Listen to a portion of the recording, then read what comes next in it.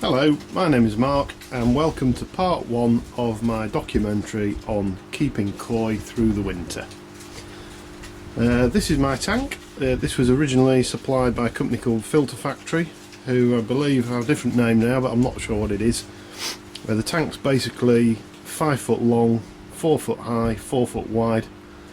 As you can see, it has a filter system which sits on top of it. The tank holds, the way I've got it set up, about 275 gallons, so it's fairly big. The whole thing is coated in Kingspan insulation, 40mm insulation. When I say the whole thing, I mean all the sides, the base and all the pipe work. So the tank is very well insulated, retains heat. As you can see, it's got lids on the actual tank, which are, I think, 6mm polycarbonate, type of stuff you use on a conservatory roof.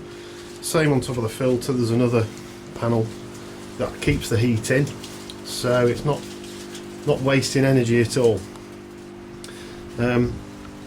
One simple pipe which comes from the bottom drain, which is in the centre of the tank, and that feeds up through 1.5" pipe work through a slide valve there.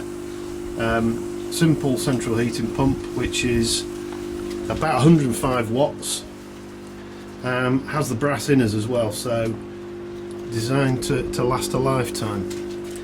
Pipework, as you can see, is all insulated, and that feeds into the top of the filter system here, which I'll come back to in a minute.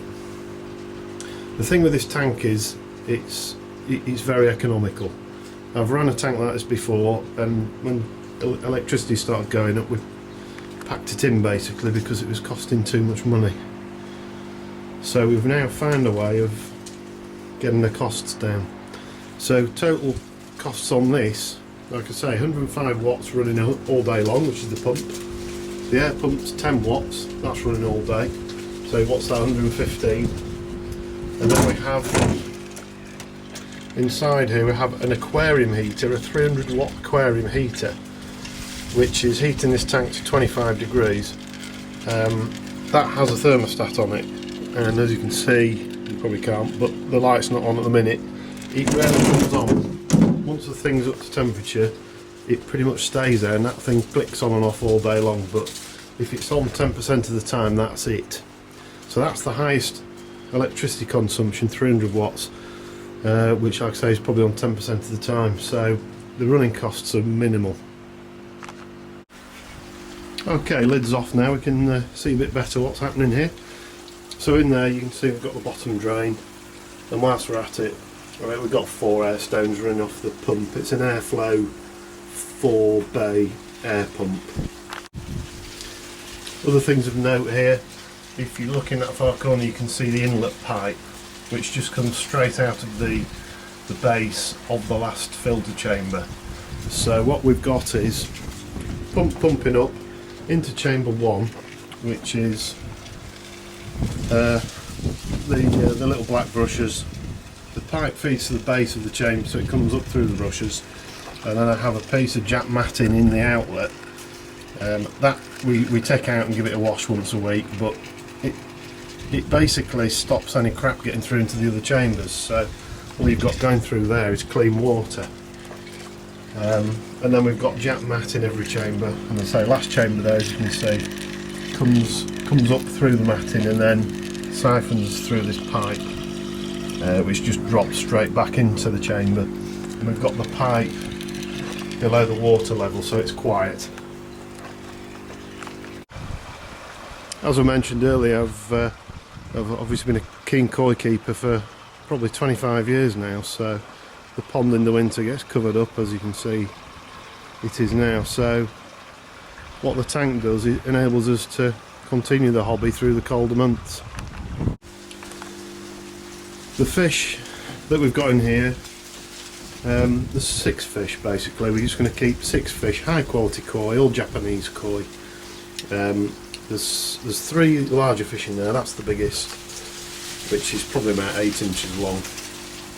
This pal there's about 7, and that Sankey down there's about 7 as well.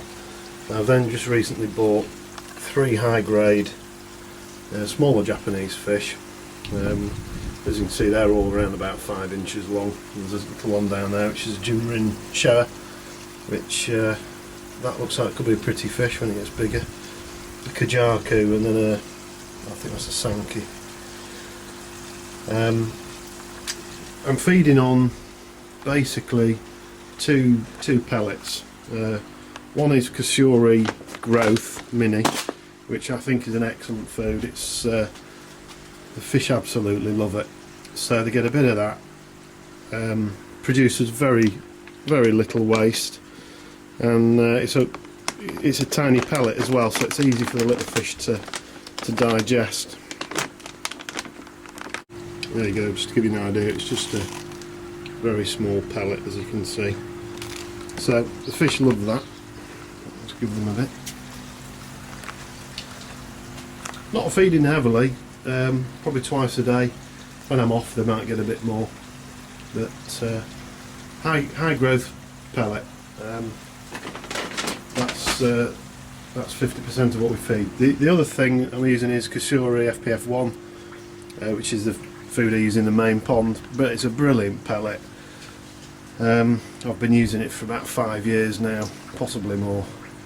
You think you're saving money by buying Jolly's pet food, big sacks of pellets, or there's a couple of other brands that I've used. You notice straight away how much extra waste is going into the pond, which then means your filter systems get dirtier quicker, your water quality suffers, then you start getting bacterial problems, and it's a nightmare. So all I can say is Kasuri's best pellet I've come across, and that's all I'll use. Fish are getting more and more confident, and one thing that you can do over a period of time is get them fairly tame as well. They'll come up and have a chew on your finger, these already, even though they're still a bit skittish, but I expect they'll be fairly tame by next summer. So plan is we'll come back in about a month and have an update on progress, and in between now and then, this is obviously going to be on YouTube, which is probably where you're watching it right now. If you've got any comments or questions or suggestions, I'm up for feedback. Let me know what you think. Thanks for looking, and we'll see you next time.